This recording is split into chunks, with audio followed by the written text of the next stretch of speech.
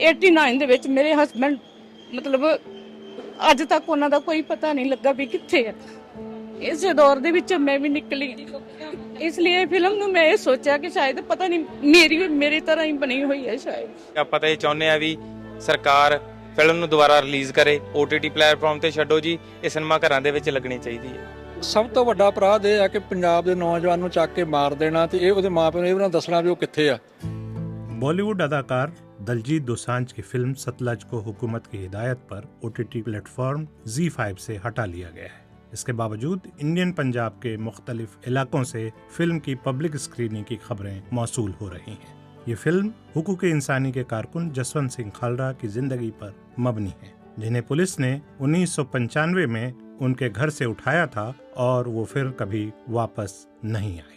Film को अवाम में बहुत पसंद किया जा रहा है और लोग इसकी कहानी को अपनी जिंदगी की कहानी से जोड़कर देख रहे हैं।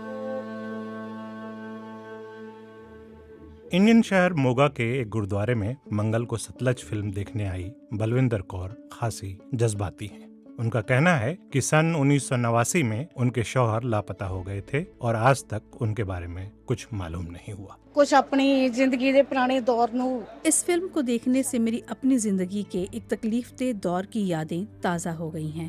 मैंने इसकी कहानी से एक ज़ाती तकलीफ महसूस की है क्योंकि मैं भी इन हालात से गुजरी हूँ। मेरे शौहर साल 1989 में गायब हो गए थे और आज तक मुझे पता नहीं चला कि उनके साथ हुआ क्या था या वो कहाँ गए, और ना ही मुझे उनकी लाश मिली। इसलिए मैं ये फिल्म देखना चाहती थी। मैंने महसूस किया कि इसकी कहानी किसी न किसी तरह से ऐसे लोगों के दर्द और तजुर्बों की अक्कासी करती है जो अपने सवालों के जवाब तलाश करने में दहाइयाँ गुजार चुके हैं। दूसरी जानिब गुरदासपुर के एक गांव में फिल्म देखने आए लोगों ने सतलज पर पाबंदी को लेकर सवाल उठाया। इस गांव में फिल्म दिखाने वाले एक नौजवान ने BBC को बताया कि हमारा मकसद ये है कि लोग जान सकें पंजाब के मासूम नौजवानों को उनके घरों से अगवा करके कत्ल किया गया और जसवंत सिंह खालरा ने उनके लिए इंसाफ की लड़ाई लड़ी। फिल्म देखने वाले एक दूसरे शख्स लवप्रीत सिंह ने BBC को बताया कि उन्होंने अपना सारा काम वक्त से पहले मुकम्मल कर लिया क्योंकि वो वाकई ये फिल्म देखना चाहते थे। मैं अपने सारे काम कर छड़ के अपना काम खत्म करने के बाद मैं खास तौर पर इसे देखने यहाँ आया हूँ। ये फिल्म कभी सिनेमा हॉल्स में नहीं दिखाई गई।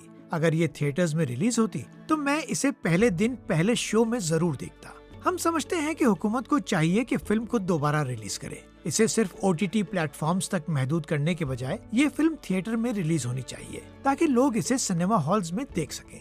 फिल्म के लीड हीरो दलजीत दोसांझ ने भी अपने इंस्टाग्राम लाइव पर मुख्तलिफ मकामात पर फिल्म की अवामी नुमाइश की हिमायत की है।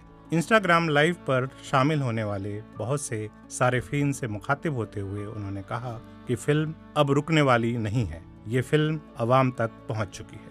ताहम फिल्म के हिदायतकार हनीत रेहान ने अपील की है कि फिल्म डाउनलोड कर ना देखें। उन्होंने कहा कि लोगों को सब्र करना चाहिए, फिल्म उन तक वापस आएगी। लेकिन इसके बावजूद बड़ी तादाद में लोग, तंजीमें और नौजवान मुख्तलिफ मकामात पर इस फिल्म की नुमाइश का इंतज़ाम कर रहे हैं। राजवंत सिंह माल, जो मोगा के गुरुद्वारे में फिल्म की नुमाइश के मुंतजिम हैं, कहते हैं अगर फिल्म को गैर कानूनी अंदाज में दिखाने पर हमारे खिलाफ कोई कार्रवाई होती है तो हम उसके लिए तैयार हैं। ਜਿਹੜੀ ਇਹ ਫਿਲਮ ਸੀ ਜਸਵੰਤ ਸਿੰਘ ਖਾਲੜਾ ਜੀ ਦੀ, ये जसवंत सिंह खालरा की जिंदगी पर मबनी फिल्म है। इसकी रिलीज के लिए 3 साल तक जद्दोजहद करनी पड़ी।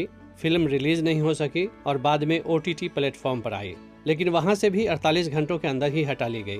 उनका डर क्या था ये तो वही जाने, लेकिन हमारे दिल में इस हीरो को जानने का तजस्सुस था जिसने इंसानी हुकूक की लड़ाई लड़ी।